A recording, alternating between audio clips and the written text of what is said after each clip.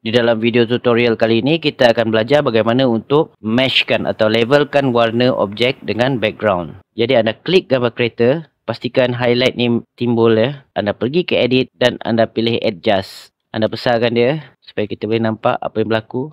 Pergi ke temperature ni dan anda cuba slide dia ke kiri ke kanan dan juga tint ni. Okay, anda kena eksperimen kat sini supaya kita dapat tone yang betul-betul sesuai. Okay, mungkin kita kena gelapkan sikit sebab background dia gelap. Sebab kalau dia terang, dia tak match. Dan kontras ni anda naikkan sikit. Highlight dia, anda terangkan sikit. Shadow dan warna dia kita boleh ubah juga. Begitu juga dengan saturation. Saturation ni bermaksud kepekatan warna dalam image yang kita sedang pilih. Anda cari sampai dia match. Okay, saya rasa macam okey dah. Kita cuba tengok apa hasil dia. Okay, gambar ni dia tak match dengan background ni. Dia macam terang sangat. Jadi anda pergi balik ke edit. Anda pilih blur.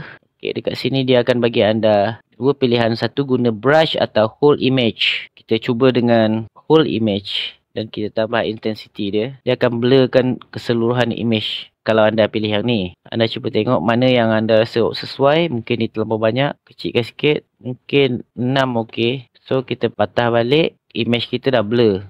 Tengok. Dia tak sharp macam tadi. Sekarang kita nak dia mesh dengan image background tu.